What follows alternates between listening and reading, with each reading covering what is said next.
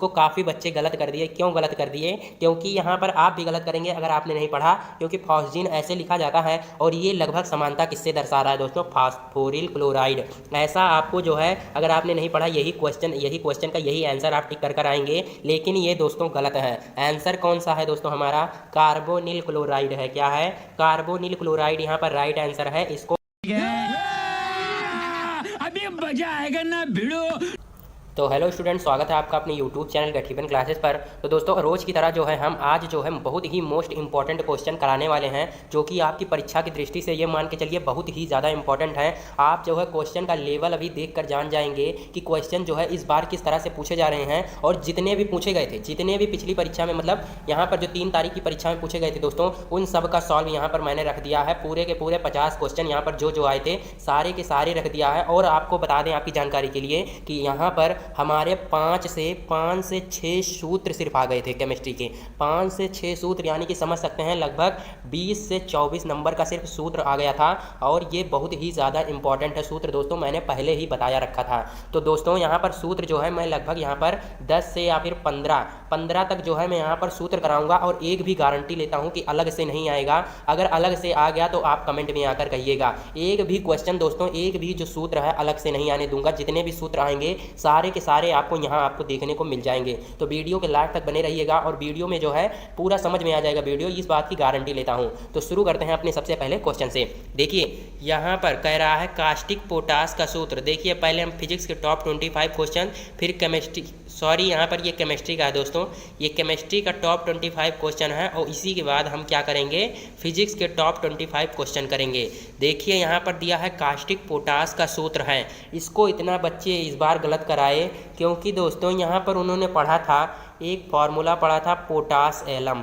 क्या पढ़ा था? Potash alum. और वो ये सोचकर गलत कर रहा है कि पोटास एलम जो होता है यहाँ पर कास्टिक पोटास ही कहलाता है, जबकि ये गलत है दोस्तों। कास्टिक पोटास ये नहीं कहलाता। और भी एक जो है कन्फ्यूजन था, यहाँ पर उन्होंने क्या पढ़ रखा था? कास्टिक सोडा पढ़ रखा था दोस्तों, कास्टिक सोडा पढ़ रखा था। तो उन्होंने सोचा कि ये जो है कास्टिक पोटास होगा। ये भी गलत है दोस्तों। समझ सकते हैं आप कितना जो है यहाँ पर कंफ्यूज कर दिया बच्चों को। कास्टिक पोटास जो होता है दोस्तों हमारा KOH पोटेशियम हाइड्रोक्साइड होता है। अभी मैं आगे आपको इन तीनों का नाम बताऊंगा दोस्तों, ये तीनों भी इंपॉर्टेंट है जो ऊपर हैं। लेकिन सबसे पहले देखिए कास्टिक पोटास, ये परीक्षा में पूछा गया था। KOH इसका जो है रासायनिक सूत्र हो जाएगा। इसका राइट आंसर डी ऑप्शन हो जाएगा। आप जो है अच्छे तरीके से रट लीजिए दोस्तों, लिख लीजिए, क्योंकि ये आपको कहीं नहीं देखने को मिलेंगे ऐसे जो है क्वेश्चंस। तो चलते हैं दूसरे क्वेश्चन पर। पोटास एलम, देखिए यहाँ पर आ गया। पोटास एलम को क्या कहते हैं दोस्तों? फिर उसी तरह से मैंने ऑप्शन रखा है, और अभी बताया था कि इसको जो है सभी लोग ये सोचकर आ गए थे कि ये कास्टिक यहाँ पर है तो, लेकिन यहाँ पर ये कास्टिक पोटास नहीं है दोस्तों। यहाँ पर ये हमारा था कास्टिक सोडा। क्या था? कास्टिक सोडा था। अब मैं आपको बता देता हूँ। और यहाँ पर जो दिया है पोटास एलम, पोटास एलम को मैंने बताया था दोस्तों क्या कहते हैं? फिटकिरी भी कहते हैं। क्या? फिटकिरी भी कहते हैं। और फिटकिरी का सूत्र तो आप जानते होंगे। यहाँ पर सबसे बड़ा फार्मूला इसी का होता है F(K2SO4 Al2SO4 × 24H2O। 24H2O यहाँ पर दोस्तों राइट आंसर हो जाएगा। और कमेंट में आपको एक क्वेश्चन का आंसर देना है। ये भी परीक्षा में कई बार जो है हर शिफ्ट में पूछा जा रहा है दोस्तों। हरा कशिश, हरा कशिश यहाँ पर आपको राइट आंसर करना है दोस्तों। हरा कशिश का सूत्र आप जो है कमेंट बॉक्स में ज़रूर लिखिएगा। ये भी परीक्षा में पूछा गया था, बहुत ही इंपॉर्टेंट क्वेश्चन है दोस्तों। देखिए और भी चलते हैं। चूने का पानी, ये तो और भी ज़्यादा दोस्तों घुमाऊ प्रश्न है, और ये परीक्षा में आ गया था आपको बता दें। और इसको भी काफ़ी बच्चों ने गलत किया था। यहाँ पर उन्हें बहुत ही कन्फ्यूज़न थी, चूने का पानी क्या होता है? क्या CaCa2 होता है, CaC2, या फिर CaOH, या फिर CaO, या फिर CaOH का होल टॉइज? क्या आपको पता है दोस्तों यहाँ पर क्या हो जाएगा इसका राइट आंसर? यहाँ पर चूने का जो पानी होता है दोस्तों वो होता है CaOH का होल टॉइज। CaOH का होल टॉइज, इसको याद कैसे करेंगे दोस्तों? हमारा यहाँ पर चूने का पानी सबसे पहला नंबर। एक और जानिए, ये भी परीक्षा में पूछा गया था। चूने का पानी यहाँ पर दिया गया था, लेकिन ये भी पूछ लेता है कि हमारा बुझा चूना, बुझा चूना का रासायनिक सूत्र होगा दोस्तों, तो चूने का पानी को ही क्या कहते हैं, बुझा चूना कहते हैं। क्या कहते हैं, बुझा चूना। अब देखिए इसको समझेंगे कैसे। यहाँ पर बिना बुझा चूना जो होता है दोस्तों, बिना बुझा चूना जब लिखा होता है उसका मतलब होता है कि उसमें अभी जल नहीं पड़ा है, यानी कि वो हमारा होता है CaO। इसका मैं बता रहा हूँ दोस्तों, बिना बुझा चूना का होता है CaO। और जब इसमें हम क्या मिला देते हैं दोस्तों, CaO में जब H2O मिला देते हैं तो हमारा क्या बन जाता है, हमारा बन जाता है CaOH का होल टॉइज, ये बन जाता है दोस्तों। और ये होता है चूने का पानी, चूने का पानी, और इसी को कह देते हैं फिर बुझा चूना, यानी कि जब हमने पानी डाल दिया तो ये बुझ गया, और उसके पहले क्या था, बिना बुझा चूना था। और दोस्तों जब ये पानी पड़ जाता है तो बहुत ख़तरनाक हो जाता है, आपको पता होगा। और यहाँ पर बात करें, एक और पूछता है दोस्तों यहाँ पर, तो यहाँ पर एक और क्वेश्चन दोस्तों इसी में पूछा जाता है, कली चूना का सूत्र बताना होता है। कली चूना किसे कहते हैं, कली चूना दोस्तों, इसका भी सूत्र कई बार परीक्षा में पूछा गया है। इसी को कहते हैं बिना बुझा चूना। क्या कहते हैं, बिना बुझा चूना, यानी कि क्या कहते हैं, CaO। CaO बिना बुझा चूना, इसी को कहते हैं दोस्तों। इसको भी आपको याद कर लेना है। और इसको कहते क्या दोस्तों, कैल्शियम ऑक्साइड, और इसे कैल्शियम हाइड्रोक्साइड। दोस्तों लगभग मैंने यहाँ पर पाँच क्वेश्चंस यहाँ पर लगभग बता दिए, और पांचों इतने इम्पॉर्टेंट हैं, इतने इम्पॉर्टेंट है कि आपकी परीक्षा में आने के जो है चांसेस यहाँ पर 90% इस क्वेश्चन के हैं दोस्तों। इसको जरूर याद कर लीजिएगा। चलते हैं नेक्स्ट क्वेश्चन पर। कह रहा है कली चूना, देखिए ये यहाँ पर बता दिया।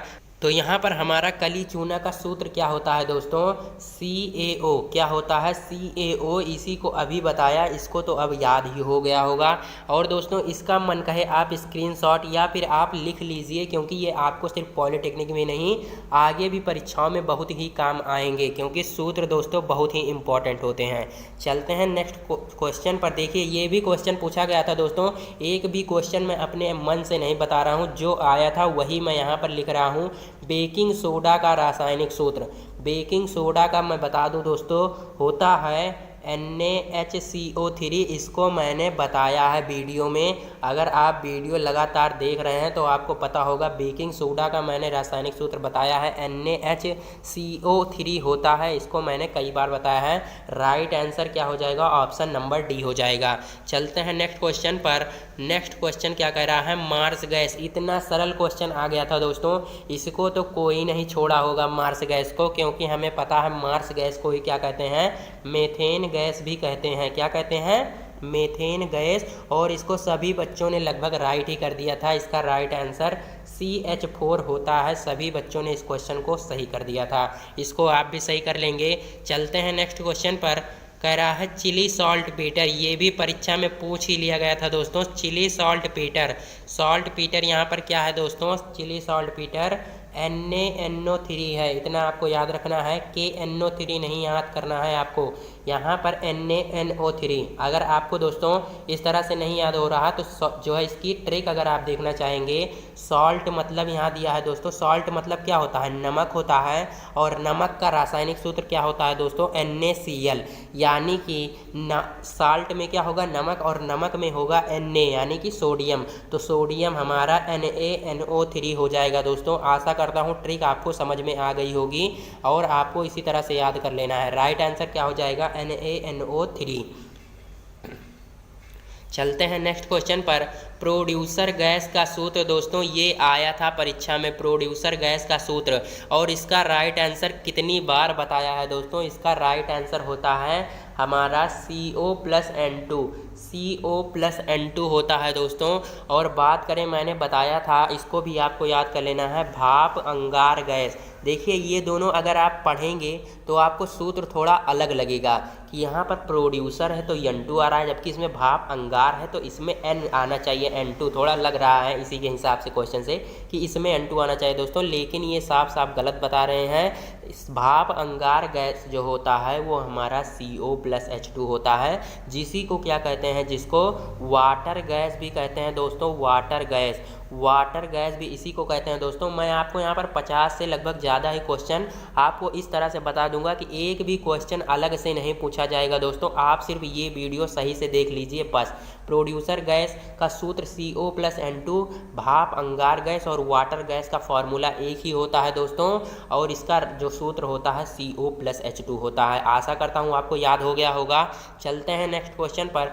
लाल दवा, इसको परीक्षा में कई बार पूछा गया है, इस बार भले नहीं पूछा गया था, लेकिन आपके शिफ्ट में क्या पता कि यही आ जाए। लाल दवा का रासायनिक सूत्र बताना है दोस्तों। लाल दवा को कहते क्या हैं? पोटेशियम। पोटेशियम क्या कहते हैं दोस्तों? पोटेशियम हमारा परमैंगनेट। पोटेशियम परमैंगनेट होता है दोस्तों। अब आपको थोड़ा अंदाज़ा लग गया होगा पोटेशियम परमैंगनेट कहाँ है दोस्तों। पोटेशियम हमारा कहाँ है? पोटेशियम पोटेशियम इसमें है, उसमें ये तो हम जानते हैं पोटेशियम क्लोराइड है, लेकिन ये पोटेशियम परमैंगनेट है दोस्तों, KMnO4। KMnO4 दोस्तों बहुत ही इंपॉर्टेंट क्वेश्चन है, इसको तो ज़रूर तैयार कर लीजिएगा, क्या पता आपके ही शिफ्ट में ये क्वेश्चन आ जाए। चलते हैं नेक्स्ट क्वेश्चन पर। कह रहा है एसीटिलीन का सूत्र है। देखिए इस तरह का एक क्वेश्चन आ भी गया था, और इस तरह का क्वेश्चन जो है परीक्षा में रखा हुआ है, इसको मान कर ही चलिए। देखिए इसका सूत्र क्या है, कई बार बताया है, यहाँ पर मैंने लाइन से भी लिख दिया है दोस्तों। ये हमारा किसका होता है? ये हमारा होता है, हमारा एथेन का होता है, मतलब एल्केन का। यहाँ पर किसका होता है? एल्केन का। ये हमारा एल्कीन का होता है, और ये हमारा एल्काइन का होता है दोस्तों, कई बार बताया है। लाइन से आप स्क्रीनशॉट या फिर लिख लीजिए दोस्तों। ये एल्केन का होता है, एल्केन, और नीचे वाला क्या होता है हमारा ये होता है एल्कीन। एल्कीन होता है, और ये वाला हमारा होता है एल्काइन। तो यहाँ पर जो है क्वेश्चन थोड़ा घुमा के पूछा गया है दोस्तों। एसीटिलीन पूछ लिया है यहाँ पर, ना आपको एल्केन पूछा है, ना एल्कीन यहाँ पर, यानी कि ना आपसे एथेन पूछा है, ना एथीन, ना ही एथाइन पूछा है। यहाँ पर एसीटिलीन। एसीटिलीन का फॉर्मूला क्या होता है दोस्तों? हमारा फॉर्मूला एसीटिलीन का होता है CnH2n-2 होता है दोस्तों।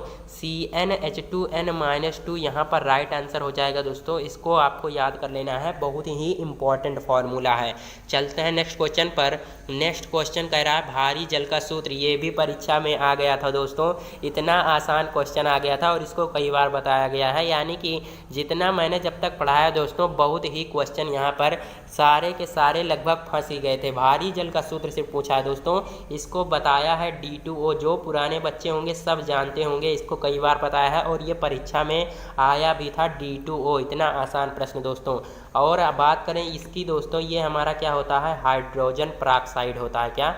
हाइड्रोजन परऑक्साइड इसका फॉर्मूला होता है, और इसको आपको याद कर लेना है, हाइड्रोजन परऑक्साइड इसको कहते हैं। और चलते हैं नेक्स्ट क्वेश्चन पर। हंसाने वाली गैस, ये दोस्तों थोड़ा अलग से आया था, मतलब हंसाने वाली कह रहा था, लेकिन उसमें ये दिया था कि हंसाने वाली जो गैस होती है ज़्यादा मात्रा में लेने पर क्या होता है दोस्तों। तो यहाँ पर उसमें ऑप्शन थे कुछ, तो वहाँ पर मृत्यु हो जाती है, ऐसे कहकर एक क्वेश्चन दिया था। यही हमारा, देखिए इसका सूत्र क्या होता है हंसाने वाली गैस का, तो यहाँ पर सूत्र होता है हमारा N2O। N2O दोस्तों, नहीं तो आपको हंसाने वाली गैस के जगह पर क्या मिल सकता है? लाफिंग गैस भी मिल सकता है, इसको भी आपको याद रख लेना है। लाफिंग गैस भी इसी को ही कहते हैं, लाफ मतलब हंसना ही तो होता है, तो लाफिंग गैस या फिर हंसाने वाली गैस का फॉर्मूला हमारा N2O। बहुत ही इंपॉर्टेंट क्वेश्चन है दोस्तों, सारे के सारे आपको लेवल देखकर पता चल गया होगा N2O। ये क्वेश्चन आए थे, आप लेवल देखिए या फिर ना देखिए। अब चलते हैं नेक्स्ट क्वेश्चन पर। सिंदूर का सूत्र है, पूछा तो नहीं गया था दोस्तों, लेकिन मैं सूत्र बता रहा हूँ कुछ, तो उसको आपको याद करना पड़ेगा। एक भी क्वेश्चन इतने गारंटी लेता हूँ सूत्र वाला अलग से नहीं आएगा। Pv3O4, Pv3O4 यानी कि यही हमारा राइट आंसर हो जाएगा दोस्तों। इसको ऐसे नहीं ऐसे लिखेंगे, Pv हमारा इस तरह होगा, Pv3O4 हमारा सिंदूर का सूत्र होता है दोस्तों, इसको आपको याद कर लेना है, बहुत ही इंपॉर्टेंट क्वेश्चन है। चलते हैं नेक्स्ट क्वेश्चन पर। अम्लों का राजा, अम्लों का राजा क्या कहलाता है दोस्तों? अम्लों का राजा, इसका तो आप कमेंट बॉक्स में आंसर देंगे। एक क्वेश्चन का आप आंसर जरूर दीजिए दोस्तों, क्योंकि हम देखना चाहते हैं कितने बच्चे जो हैं हमारी वीडियो को पूरा देखते हैं और उससे क्या सीखते हैं। तो देखिए आज के क्वेश्चन बहुत ही इंपॉर्टेंट है, एक बार आप इसको गूगल पर ज़रूर सर्च कीजिए। और इतना बता दें, आपका इन दोनों में से ही होगा, अब HCl है या फिर H2SO4, इसको आप गूगल पर सर्च कर देख लीजिएगा। चलते हैं नेक्स्ट क्वेश्चन पर, और इसी के तरह जो है क्वेश्चन है अम्लराज का सूत्र है दोस्तों। ये तो और भी इम्पोर्टेंट क्वेश्चन है उससे, अम्लराज। और कंफ्यूज होने वाला ये होता है कि वहाँ पर अम्लों का राजा था और यहाँ पर अम्लराज, दोनों को सही से देख लीजिए, अम्लराज और अम्लों का राजा। यहाँ पर देखिए ऑप्शन में ये वाला भी दिया है, लेकिन ये नहीं होगा। यहाँ पर अम्लराज जो होता है दोस्तों, यहाँ पर दो जो होता है, दो अम्लों का जो है मिश्रण होता है। अब कौन कौन से अम्ल हैं दोस्तों, वो हमारा अम्ल कौन सा है, HCl और H2SO4 है दोस्तों। बहुत ही इम्पोर्टेंट क्वेश्चन है। और एक क्वेश्चन इसी में पूछता है कि इनको कितने अनुपात में मिलाया जाता है, तो हमारा 3:1 या फिर 1:3 ऐसे कर एक होता है, उसको आपको देख लीजिएगा। 3:1 या फिर 1:3 हमारा राइट आंसर हो जाता है, इसको भी आप देख लीजिएगा। चलते हैं नेक्स्ट क्वेश्चन पर। किसी विलयन का pH मान 11 है, उस विलयन की प्रकृति। इतना आसान क्वेश्चन ये भी आया था दोस्तों, सिर्फ pH मान 11 दिया था, विलयन की प्रकृति बतानी थी। कौन नहीं कर पाएगा, कौन नहीं कर पाएगा? जितने बच्चे हमारी वीडियो देखते हैं सारे कर लेंगे। मैंने ट्रिक क्या बताई थी, ये बताया था ये बीच वाला 7 होता है और ये उदासीन। इधर मैंने ट्रिक बताई थी, A मान लीजिए, इसे B, सिर्फ A और B मानने को कहा था। अब A हम जानते ही हैं एसिड होता है, A फॉर एसिड और B फॉर हमारा बेस होता है दोस्तों। कई बार ट्रिक बताया है। और हम अब देख सकते हैं कि 7 से जो कम है हमारा वो अम्ल होगा, और 7 से जो अधिक है वो हमारा क्या होगा, बेस यानी कि क्षार होगा दोस्तों। तो हमारा 11 जो है क्या 7 से अधिक है? हाँ बिल्कुल है। और इसीलिए इसकी प्रकृति क्या हो जाएगी दोस्तों, बेस हो जाएगी, यानी कि क्षार हो जाएगी, क्षारीय। यहाँ पर राइट आंसर हो जाएगा। चलते हैं नेक्स्ट क्वेश्चन पर। किसी विलयन का pH मान 5 है, उस विलयन में हाइड्रोजन आयन की सांद्रता। देखिए विलयन pH मान से एक क्वेश्चन परीक्षा में रखा है, एक क्वेश्चन यहाँ पर जरूर आएगा। और मैंने 3 तरह के क्वेश्चन पहले भी बताए थे और आपको यहाँ भी बता देता हूँ, ताकि आप जो है भूले ना। देखिए वहाँ पर मैंने प्रकृति बता दी, वहाँ पर एक क्वेश्चन आपका तैयार हो गया और वो वाला क्वेश्चन पूछा भी गया था। अब देखिए pH मान 5 दिया है। अब हाइड्रोजन आयन की सांद्रता क्या होती है दोस्तों, सिर्फ हम इसको 10 की पावर माइनस में लिख देते हैं, वही हमारी सांद्रता हो जाती है दोस्तों। और इतना जानिए कि जो सांद्रता निकल के आती है वो हमारा यहाँ पर माइनस में होता है। 10 की पावर माइनस हमेशा होगा दोस्तों, चाहे जिस तरह से pH मान दिया हो, माइनस में ऊपर घात लिखी जाएगी। यहाँ पर प्लस वाले ये दोनों तो बिल्कुल नहीं होंगे, यहाँ पर जो भी होगा माइनस का, और 10 की पावर -5 ही यहाँ पर राइट आंसर हो जाएगा। ऐसे ही क्वेश्चन आपको परीक्षा में मिलेंगे दोस्तों, बहुत ही इजी क्वेश्चन आ रहे हैं, आपको डरना बिल्कुल भी नहीं है। और देखिए क्वेश्चन किस तरह से आते हैं, और देखिए ऐसे ही मान लीजिए, देखिए यहाँ पर हाइड्रोजन आयन की सांद्रता निकल गई। और बात करें अगर हाइड्रोजन आयन की सांद्रता दी हो, यानी कि हाइड्रोजन आयन की सांद्रता हमने 10 की पावर -5 निकाला, तो pH मान 5 यहाँ पर है, आप देख सकते हैं। यानी कि अगर 10 की पावर -6 होगा तो pH क्या होगा दोस्तों, 6 ही होगा। आंसर क्या होगा, 6 होगा। और pH मान हमेशा धनात्मक होते हैं, ये तो हमें पता ही है। 10 की पावर -6 है तो 6 हो जाएगा, 10 की पावर -7 है तो 7 हो जाएगा, जो भी होगा वही हो जाएगा प्लस में। आप आशा करता हूँ आपको ये समझ में आ गया होगा pH मान और हाइड्रोजन आयन की सांद्रता। अब देखिए हाइड्रोक्सिल आयन की सांद्रता, ये और भी ज़्यादा इम्पॉर्टेंट है, क्योंकि ये थोड़ा आपको कन्फ्यूज़ कर सकता है, इसलिए ये क्वेश्चन आ सकता है। क्यों, देखिए किसी विलयन यहाँ पर है दोस्तों, हाइड्रोक्सिल आयन की सांद्रता है, यानी कि हाइड्रोक्सिल को OH- से दर्शाते हैं। इसका जो सांद्रता है 10 की पावर -8 है। तो विलयन का pH मान, देखिए हमने बताया था अगर हाइड्रोजन की आयन की सांद्रता यहाँ पर मान लीजिए 10 की पावर -8 होती, तो हमारा विलयन का pH मान 8 हो जाता। ये तो हमने अभी बताया। लेकिन यहाँ पर क्या है दोस्तों, हाइड्रोक्सिल आयन दे दिया है, तो हमने क्या कहा था, हाइड्रोक्सिल आयन दे दिया है, तो हाइड्रोजन आयन की सांद्रता निकालने के लिए इसे 10 की घात 14 में से घटा दीजिए, तो हमारा क्या आ जाएगा, हमारा माइनस में यहाँ पर भी लिख देना है। 10 की घात 14 में से इसको घटाकर माइनस में, 14 में से 8 गया 6, माइनस का 6 लिख देना है दोस्तों। अब ये हमारा हाइड्रोजन आयन की सांद्रता, हाइड्रोजन आयन की सांद्रता 10 की पावर -6 निकल गई। और अब हमारा pH मान हमने बताया कि जो यहाँ पर माइनस में होता है उसी को क्या करते हैं, प्लस में लिख देते हैं, यानी कि right answer option number B हो जाएगा। देखिए अब जो हमने पीएच मान, हाइड्रोजन आयन की सांद्रता, हाइड्रोक्सिल आयन की सांद्रता, इस तरह के जो भी क्वेश्चन बता दिए, अब आपने 10th की किताब पढ़ी हो या फिर चाहे जो, अब आपको देखने की भी ज़रूरत नहीं है कि पीएच मान कैसे निकालते हैं, और घबराने की भी ज़रूरत नहीं है। किसी भी परीक्षा में आपको ऐसे ही क्वेश्चन मिलेंगे, इससे अलग नहीं मिल सकते, गारंटी लेता हूँ। चलते हैं नेक्स्ट क्वेश्चन पर। कह रहा है बेयर अभिकर्मक का सूत्र होता है। तो दोस्तों बेयर अभिकर्मक को एक और चीज़ भी कहते हैं, यानी कि हमारी लाल दवा को ही बेयर अभिकर्मक कहते हैं। और लाल दवा का सूत्र क्या बताया दोस्तों, KMnO4 बताया, यानी कि पोटेशियम परमैंगनेट। पोटेशियम परमैंगनेट यानी कि KMnO4 हमारा क्या हो जाएगा, राइट आंसर हो जाएगा। इसको भी देख लीजिएगा। चलते हैं नेक्स्ट क्वेश्चन पर। निम्नलिखित में से असंतृप्त, ये भी क्वेश्चन परीक्षा में पूछा गया दोस्तों। असंतृप्त यौगिक, हमने बताया था असंतृप्त यौगिक क्या होता है दोस्तों, जिसके कार्बन कार्बन परमाणुओं के मध्य डबल बॉन्ड या फिर ट्रिपल बॉन्ड हो तो फिर वो असंतृप्त होता है दोस्तों। और संतृप्त क्या होता है, अगर संतृप्त है तो वो हमारा सिर्फ कार्बन कार्बन के मध्य एक ही बॉन्ड होता है, एक ही बॉन्ड आपको देखने को मिलेगा। लेकिन अगर डबल बॉन्ड या फिर ट्रिपल बॉन्ड आ गए तो हमारा असंतृप्त हो जाता है। तो यहाँ पर आपको इस क्वेश्चन में जो है डबल बॉन्ड और ट्रिपल बॉन्ड ढूंढने हैं। तो देखिए CH4 अगर हम लिखना चाहें, CH4 दोस्तों हमारा क्या होता है, हमारा CH4 होता है मेथेन, यानी कि ऐसे यहाँ पर कार्बन 4 संयोजकता दर्शाता है दोस्तों, यानी कि ये हमारा असंतृप्त यौगिक नहीं है। अब चलते हैं CH3। CH3 जो है दोस्तों ये भी हमारा जो है खुली श्रृंखला वाला ही यौगिक है। आप देख सकते हैं यहाँ पर एक ही कार्बन के मध्य क्या है, ये हमने बना दिया सिर्फ, यहाँ पर एक ही कार्बन के मध्य जो है, दो कार्बन के मध्य एक ही बॉन्ड है, यानी कि ये भी असंतृप्त नहीं होगा।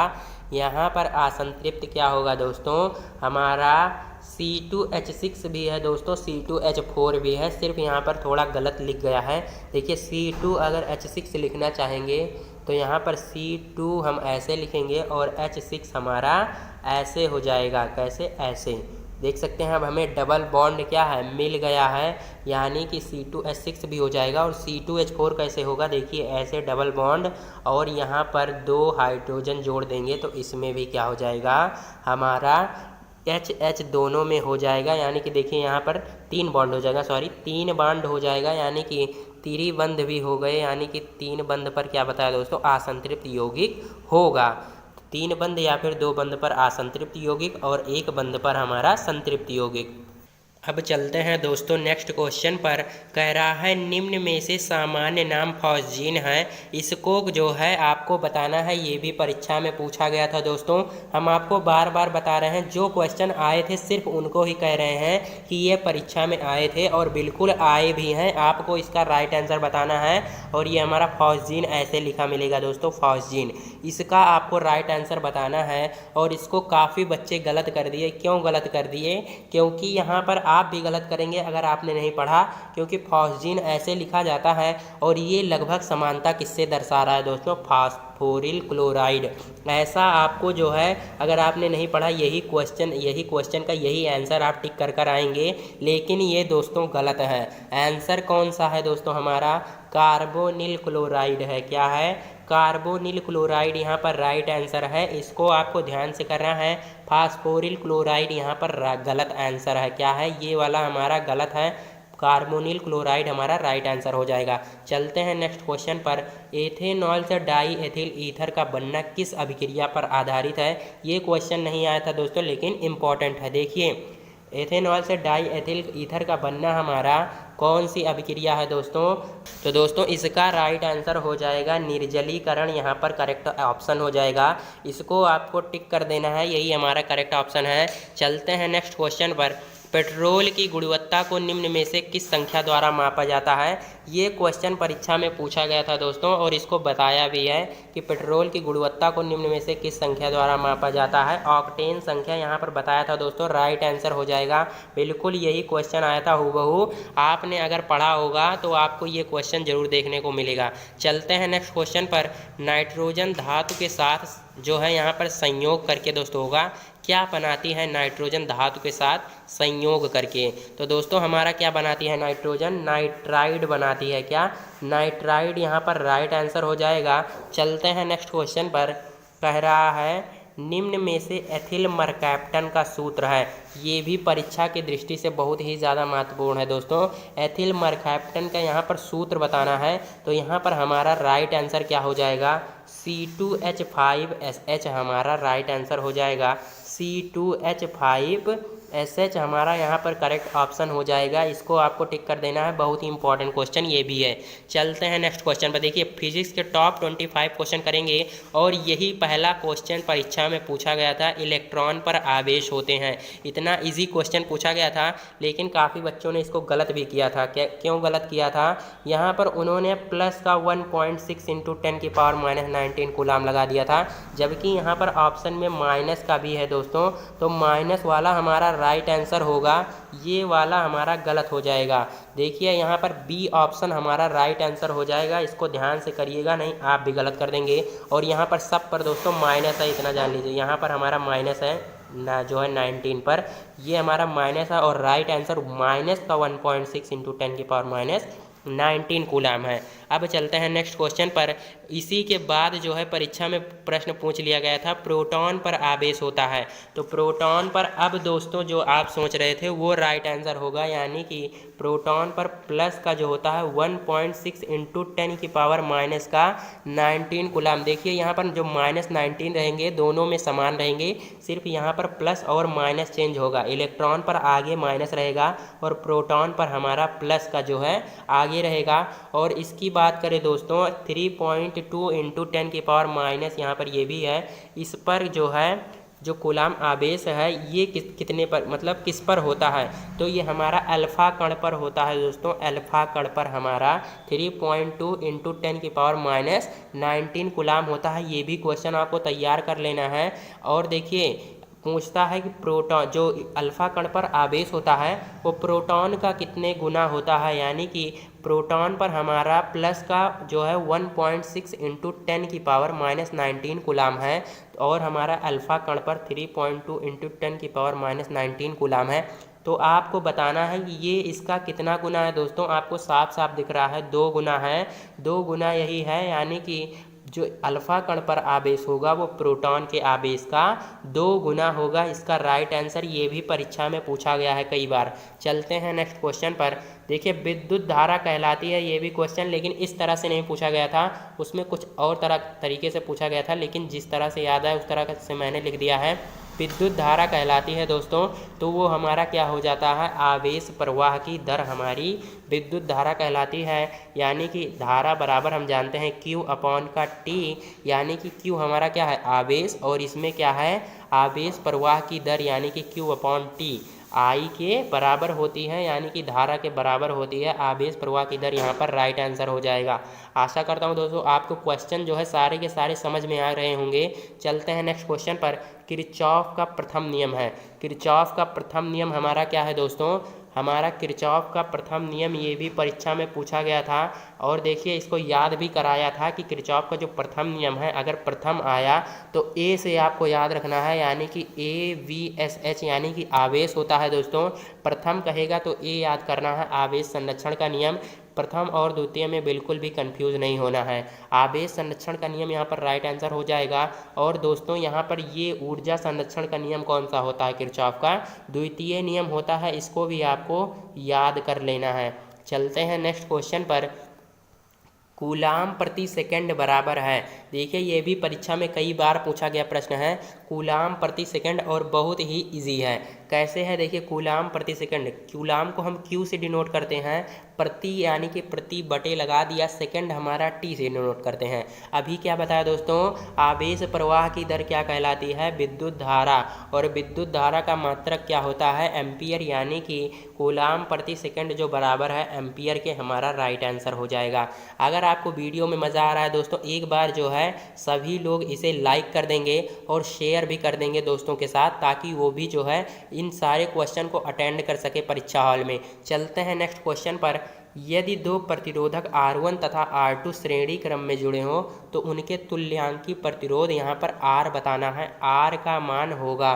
तो दोस्तों हम जानते हैं ये तो बहुत इजी है कि तुल्यांकी प्रतिरोध हमें टोटल R बताना है। तो श्रेणी क्रम में है तो सिंपल सा दोनों को जोड़ लेंगे, यही हमारा राइट आंसर हो जाएगा। R बराबर R1 प्लस R2 यानी कि ऑप्शन नंबर सी। देखिए क्वेश्चन बहुत ही ईजी आ रहे हैं, आपको डरना नहीं है, इसी तरह से क्वेश्चन पूछे जाएंगे। और देखिए अगर मान लीजिए यहाँ पर समांतर क्रम में होता तो समांतर क्रम में क्या लिखते हैं, 1/R बराबर 1/R1 प्लस 1/R2।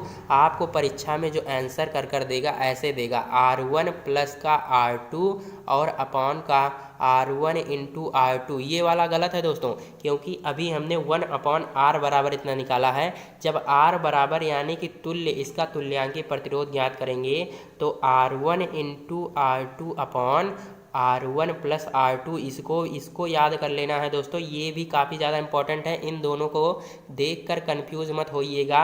यहाँ पर R बराबर पहले गुणा होगा फिर नीचे जोड़ होगा। अब चलते हैं नेक्स्ट क्वेश्चन पर। 4 वोल्ट की बैटरी जो है 1 ओम तथा 3 ओम के प्रतिरोध जो है श्रेणी क्रम में जुड़े हैं। देखिए 4 वोल्ट की एक बैटरी से जो है 1 ओम तथा 3 ओम के प्रतिरोध जुड़े हैं श्रेणी क्रम में, वो भी तो बैटरी से होकर प्रवाहित धारा होगी। आई का मान बताना है दोस्तों। आई बराबर हम फार्मूला जानते हैं V/R होता है, और ये किसके नियम से है दोस्तों, ओम के नियम से है। V बराबर IR और आई का मान निकालेंगे तो V/R। अब देखिए V हमारा तो यहाँ पर 4 दे दिया है, लेकिन R हमें यहाँ पर आप देख सकते हैं 2, 1 और 2, 3 ओम दिया है। तो यहाँ पर इसको कैसे करेंगे, तो दोस्तों इसका तुल्य निकाल लेंगे, यानी कि श्रेणी क्रम में दिया है तो श्रेणी क्रम में जो तुल्यांकी प्रतिरोध होता है अभी बताया, R1 प्लस का R2 होता है, यानी कि दोनों जोड़ लेंगे 1 प्लस 3 बराबर 4 ओम हो जाएगा। हमारा R का मान भी 4 आ गया दोस्तों। अब I का मान सिंपल सा काट दीजिए, I का मान 1 एम्पियर आ जाएगा। राइट आंसर कौन सा हो जाएगा, ऑप्शन नंबर ए यहाँ पर करेक्ट हो जाएगा। आशा करता हूँ क्वेश्चन आपको समझ में आ गया। चलते हैं नेक्स्ट क्वेश्चन पर। खाद्य पदार्थ, चिप्स आदि के पैकेट में कौन सी गैस भरी जाती है। ये क्वेश्चन इजी है और ये भी परीक्षा में पूछा गया था, तो और इसका राइट आंसर कई बार बताया है। कौन सा होता है दोस्तों, नाइट्रोजन होता है। हमारी जो चिप्स या फिर कुरकुरे की पन्नी जो होती है उसमें कौन सा गैस भरी जाती है, नाइट्रोजन गैस यहाँ पर राइट आंसर हो जाएगा। N2 गैस हमारा राइट आंसर हो जाएगा। चलते हैं नेक्स्ट क्वेश्चन पर। विद्युत फ्यूज को परिपथ में किस क्रम में लगाया जाता है, ये भी क्वेश्चन इंपॉर्टेंट है। देखिए क्वेश्चन ये वाला ज़्यादा इंपॉर्टेंट है कि विद्युत परिपथ जो है हमारे घरों में जो विद्युत यंत्र लगे होते हैं, विद्युत यंत्र जो लगे होते हैं वो किस क्रम में लगे होते हैं दोस्तों, तो वो हमारा समांतर क्रम में लगे होते हैं। कौन सा, समांतर क्रम में यहाँ पर लगे होते हैं हमारा कौन सा, विद्युत यंत्र हमारे घरों में। लेकिन यहाँ पर विद्युत फ्यूज पूछा है तो इसी का विपरीत होता है, विद्युत जो है इसी का विपरीत होता है, यानी कि श्रेणी क्रम में यहाँ पर राइट आंसर हो जाता है।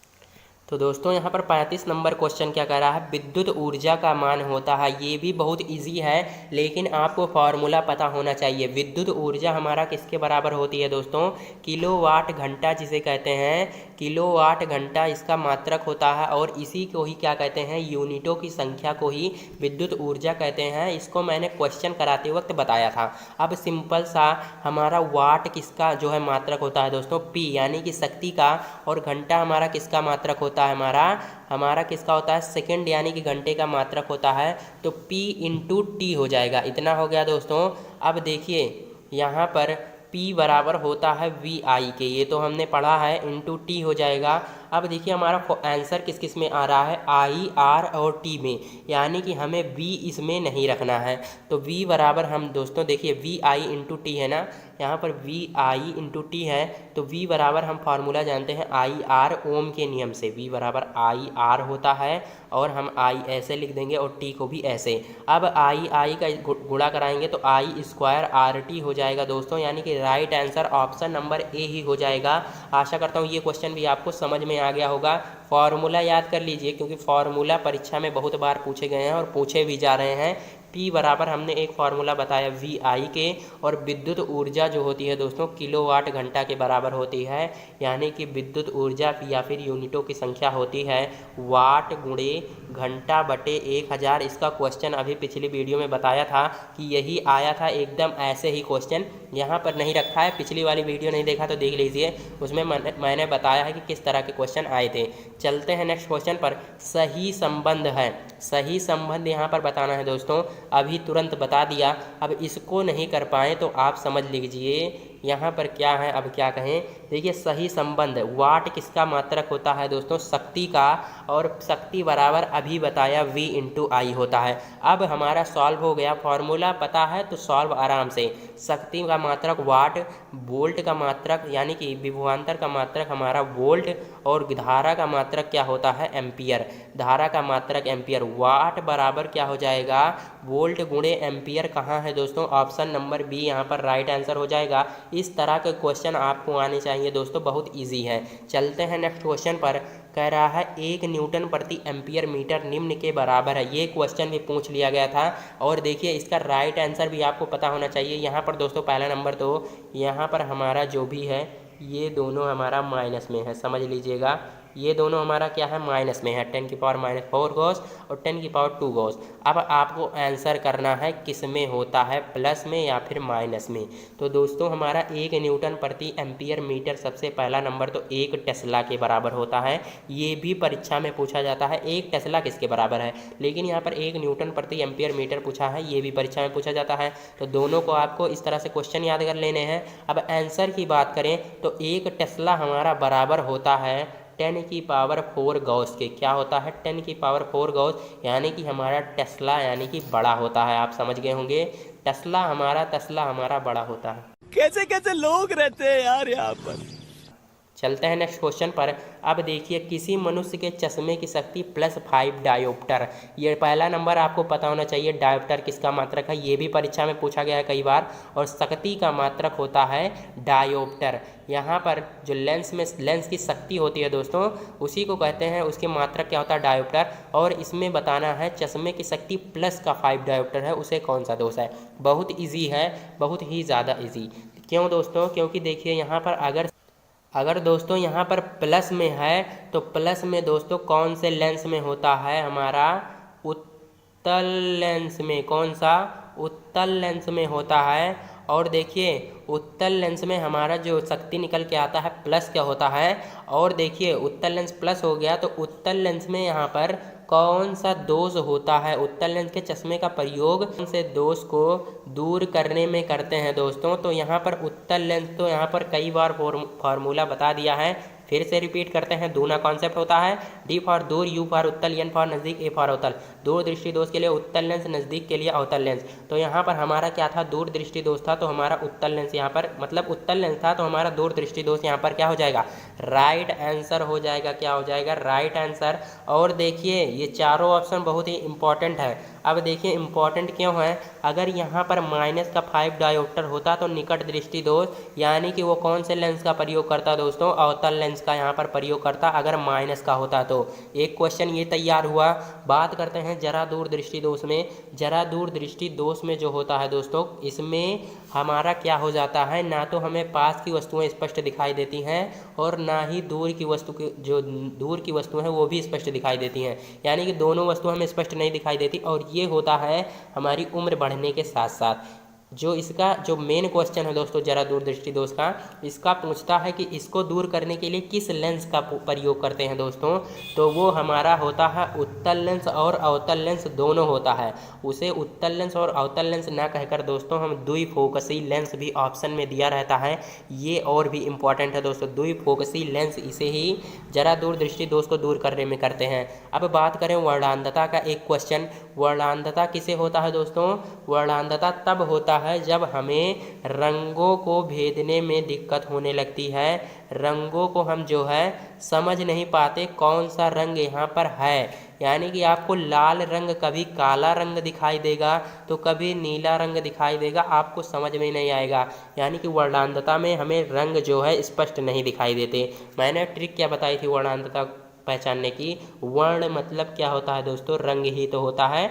वर्ण मतलब रंग ही होता है, यानी कि रंग को दिक्कत होती है, रंग की दिक्कत होती है, रंग को पहचानने में दिक्कत होती है। तो वर्णांधता यहाँ पर रंग को पहचानने में दिक्कत। जरा दूर दृष्टि दोष हमारा द्विफोकसीय लेंस इससे दूर करते हैं, द्विफोकसीय लेंस से जरा दूर दृष्टि दूर करते हैं, और इन दोनों को बता ही दिया। चलते हैं नेक्स्ट क्वेश्चन पर। अभिसारी लेंस, बहुत बार परीक्षा में पूछा गया ये क्वेश्चन, बहुत बार। अब अभिसारी लेंस दोस्तों, इसका राइट आंसर क्या हो जाएगा, इसका राइट आंसर हो जाएगा, अभिसारी मतलब होता है, सबसे पहले ये पता होना चाहिए, अभिसारी मतलब इकट्ठा, समझ सकते हैं आप, अभिसारी मतलब इकट्ठा। और एक क्या पूछता है, अपसारी, दोनों क्वेश्चन पूछते हैं, बहुत ही इंपॉर्टेंट है। अपसारी मतलब फैलना, अपसारी मतलब फैलना, आपको नाम से ही पता चल रहा है। अभिसारी यानी कि इकट्ठा हो रहा है, अप मतलब फैल जा रहा है, इससे आपको समझ में आ रहा होगा। अब बात करते हैं, इकट्ठा कह रहे हैं यानी कि अभिसारी मतलब, तो कौन से लेंस में दोस्तों किरणें इकट्ठा हो जाती हैं, अभी आपको पता चल जाएगा। देखिए उत्तल लेंस जो हमारा होता है,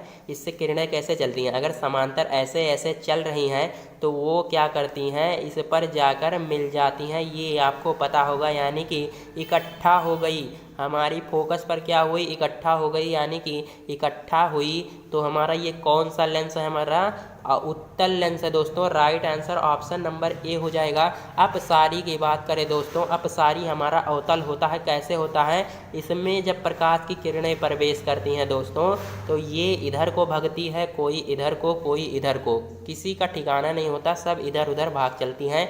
लेकिन उत्तल लेंस में सभी इकट्ठा हो जाती हैं। उत्तल लेंस अवतल लेंस आपको कंफ्यूज नहीं होना है, अगर आप बना लेंगे चित्र तो आपको तुरंत समझ में आ जाएगा किस में सिकुड़ रही हैं, किस में जो है फैल रही हैं। अब चलते हैं नेक्स्ट क्वेश्चन पर।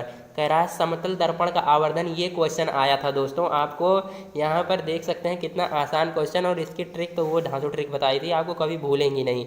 समतल दर्पण हमारा ऐसे बनता है दोस्तों, ये किस तरह बन रहा है, हमारा एक के तरीके बन रहा है, और इसका राइट आंसर केवल एक हो जाएगा, यही क्वेश्चन आया था एकदम हूबहू। अब चलते हैं नेक्स्ट क्वेश्चन पर। जरा दूरदृष्टि दोष जो है दूर करने में कौन सा लेंस प्रयोग करते हैं दोस्तों, इसको बता दिया कि द्विफोकसी लेंस, यानी कि उत्तल और अवतल दोनों लेंस यहाँ पर राइट हो जाएगा, द्विफोकसी लेंस। अब चलते हैं नेक्स्ट क्वेश्चन पर। स्नेल का नियम पूछा था, स्नेल का नियम किसको नहीं पता होगा, यहाँ पर हाई स्कूल में पढ़ा, इंटर में पढ़ा, इसको जो गलत कर दे वो भी अब क्या कहें, छोड़िए। देखिए स्नेल का नियम जो हाई स्कूल और इंटर में दोनों पढ़ा होगा, किसी में भी पढ़ लिया होगा, इसको याद हो गया था, 1n2 बराबर साइन आई अपॉन का साइन आर होता है, ये आपने ज़रूर, आपको पता होगा, मुझे विश्वास है। 1n2 बराबर sine i upon sine r, और राइट आंसर हमारा पहला ही ऑप्शन हो जाएगा, इतना आसान क्वेश्चन। चलते हैं नेक्स्ट क्वेश्चन पर। कह रहा है 60 डिग्री, ये भी क्वेश्चन दोस्तों परीक्षा में पूछा गया था, कई बार आपको बता रहे हैं, जो पूछे गए थे उसी को मैं बता रहा हूँ कि ये पूछे गए थे, बाकी इंपॉर्टेंट हम बता रहे हैं। 60 अंश के कोण पर झुके हुए दो समतल दर्पण में बने हुए प्रतिबिंबों की संख्या, इसको तो ट्रिक क्या थी दोस्तों, मतलब इसका सूत्र ही होता है 360/n माइनस का 1, यही हमारा सूत्र होता है प्रतिबिंब की संख्या ज्ञात करने के लिए। अब n क्या होता है दोस्तों, यहाँ पर जो कोण यहाँ पर बनाती है, यानी कि 60 बना रही है, तो n के जगह हम क्या लिख देते हैं 60, इसको काट देंगे, 60 6 बार जाएगा, और 6 में से 1 घटाएंगे 5, प्रतिबिंब में कितने बनेंगे यहाँ पर दोस्तों, 5 प्रतिबिंब बनेंगे, राइट आंसर ए ऑप्शन हो जाएगा। चलते हैं नेक्स्ट क्वेश्चन पर। सूर्य के प्रकाश की ऊर्जा पृथ्वी तक पहुँचती है, ये क्वेश्चन इंपॉर्टेंट है दोस्तों। सूर्य के प्रकाश की ऊर्जा पृथ्वी पर जो होती है विकिरण द्वारा पहुँचती है, बहुत ही इंपॉर्टेंट क्वेश्चन ये भी है। चलते हैं नेक्स्ट क्वेश्चन पर। निम्न में से कौन सी ग्रीन हाउस गैस है दोस्तों, कि हमने पहले जो बताया था उसमें यहाँ पर हमने क्वेश्चन डाला था निम्न में से कौन सी ग्रीन हाउस गैस नहीं है, जिसमें हमारा राइट आंसर था हाइड्रोजन हमारा तत्व है, इसलिए ये ग्रीन हाउस गैस नहीं है, इसको मैंने बताया था। क्वेश्चन हमारा परीक्षा में ये पूछा गया था कि कौन सी ग्रीन हाउस गैस है। अब इसमें तो काफ़ी बच्चे कन्फ्यूज तुरंत, ग्रीन हाउस गैस कौन सी है यहाँ पर, तो दोस्तों ऑप्शन अगर आपने वहाँ जब डाला था वहाँ पर ऑप्शन देखा होगा तो राइट आंसर हमारा CO2 यानी कि कार्बन डाइऑक्साइड होता है ग्रीन हाउस गैस यहाँ पर राइट आंसर हो जाएगा कार्बन डाइऑक्साइड। अब चलते हैं नेक्स्ट क्वेश्चन पर।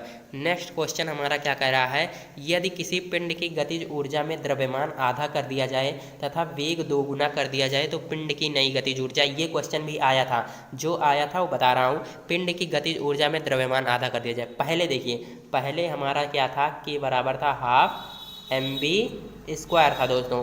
अब हमारी नई गतिज ऊर्जा ज्ञात करने के लिए के डैश लगाएंगे और हमारा क्या हो जाएगा, हाफ m हमारा कितना हो गया दोस्तों, यानी कि द्रव्यमान आधा कर दिया गया, ये हम अपॉन 2 कर दीजिए।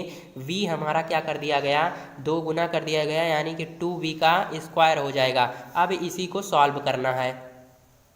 अब इसको सॉल्व करेंगे दोस्तों तो 1/2m से ये कट गया, यम से दोस्तों हमारा यम कट गया। इतना समझ में आया। अब k/k डैश बराबर v² अपॉन का यहाँ पर देख सकते हैं 2, यहाँ पर 2 है और 4v²। देखिए लिखते हैं हम, यहाँ पर का था k/का k डैश बराबर v² अपॉन का 1/2 इंटू 2b का स्क्वायर, वहाँ पर 2b का होल स्क्वायर था, खोलेंगे तो 4b² हो जाएगा।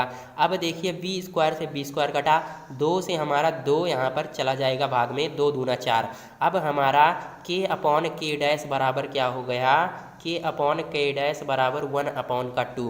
अब हमारी यही नई गतिज ऊर्जा पूछा है तो इसका इधर गुणा कराएंगे, इसका इधर, तो k डैश बराबर क्या हो जाएगा, 2k हो जाएगा, यानी कि जो प्रारंभिक गतिज ऊर्जा थी उसका 2 गुना। दोस्तों यहाँ पर राइट आंसर क्या हो जाएगा, ऑप्शन नंबर ए। ऑप्शन नंबर ए यहाँ पर करेक्ट हो जाएगा। ये क्वेश्चन अच्छे से देख लीजिएगा, ये क्वेश्चन आया हुआ प्रश्न है और आ भी सकता है। चलते हैं नेक्स्ट क्वेश्चन पर। चंद्रमा पर, ये तो मैंने पिछली क्लास में बताया था और ये परीक्षा में पूछा गया था, नहीं देखा तो एक बार देख लीजिए ये वाला क्वेश्चन। चंद्रमा पर गुरुत्वाकर्षण नियतांक का मान पृथ्वी के गुरुत्वाकर्षण नियतांक के मान का होता है। इसको तो मैंने थोड़ा अलग बना दिया है, लेकिन अगर जो बनाया है उससे देखेंगे तो आप कंफ्यूज जरूर हुए होंगे। आपने सबसे पहले आंसर ये वाला लगाया होगा, जबकि ये हमारा गलत है। क्यों गलत है, गुरुत्वाकर्षण नियतांक जो g होता है दोस्तों, जिसका मान 6.67 इंटू 10⁻11 होता है, वो सब जगह समान होता है। ये हमारा सार्वत्रिक गुरुत्वाकर्षण नियतांक है। चंद्रमा पर कहें या पृथ्वी पर कहीं भी कहिए, इसका मान सब जगह एक समान रहेगा, यानी कि डी ऑप्शन क्या होगा राइट आंसर। ऐसे ही क्वेश्चन पूछा गया था और राइट आंसर समान रहेगा यहाँ पर था। और देखिए यही क्वेश्चन इसी तरह से एक और पूछा गया था, इसको भी देखिए। चंद्रमा पर गुरुत्व त्वरण का मान पृथ्वी के गुरुत्व त्वरण का मान का होता है। अब आपका जो आंसर कर रहे हैं वो सही है, यानी कि 1/6 होता है। अगर चंद्रमा पर किसी का भार, पृथ्वी पर किसी का भार 54 है तो चंद्रमा पर 1/6 हो जाएगा, यानी कि 9 किलोग्राम ही आप चंद्रमा पर हो जाएंगे। समझ सकते हैं, 9 किलोग्राम के आप बचेंगे। अब चलते हैं नेक्स्ट क्वेश्चन पर। देखिए ध्वनि तरंगे भी पूछा था, कौन सी तरंगे होती हैं, और काफ़ी बच्चों ने गलत भी किया था। और इसका राइट आंसर आपको बता दें, अनुदैर्ध्य तरंगे होती हैं। क्या होती हैं, अनुदैर्ध्य तरंगे, यहाँ पर ध्वनि तरंगे होती हैं। 50 नंबर भी क्वेश्चन परीक्षा में पूछा गया था। पृथ्वी पर सौर नियतांक का मान, इसको तो बच्चों ने पढ़ा ही नहीं था और ये कहीं था भी नहीं, लेकिन पूछा था, तो इसका राइट आंसर आपको बता देता हूँ अगर आपकी परीक्षा में जो है आएगा तो। यहाँ पर देखिए ये दोनों तो हमारे बिल्कुल नहीं होंगे, इसको हमने पता है कि जी का मान होता है, यानी कि गुरुत्वाकर्षण नियतांक, और ये हमारा गुरुत्वीय त्वरण का मान होता है। ये दोनों तो अब आप हटा ही दीजिए। अब देखिए 1360 वाट प्रति मीटर स्क्वायर या फिर 13,600। अब देखिए ये हमारा राइट आंसर हो जाएगा 1360 वाट प्रति मीटर स्क्वायर, या फिर आपको मिल सकता है 1.366 किलोवाट प्रति वर्ग मीटर आपको ऐसे भी आंसर में मिल सकता है। तो दोस्तों आशा करता हूँ आज के जितने क्वेश्चन हैं आपको सारे समझ में आ गए होंगे। अगर क्वेश्चन एक भी थोड़ा मिस हुआ हो तो आप जो है कमेंट बॉक्स में ज़रूर लिखें। बाकी हमने सारे क्वेश्चन जो 3 तारीख की परीक्षा थी उसके सारे करा दिए। आशा करता हूँ आपको आज की वीडियो जो है काफ़ी पसंद आई होगी। अगर पसंद आई हो तो एक बार चैनल को सब्सक्राइब और लाइक ज़रूर कर लीजिए। इसी तरह मिलते हैं नेक्स्ट वीडियो में, तब तक के लिए जय हिंद, वंदे मातरम।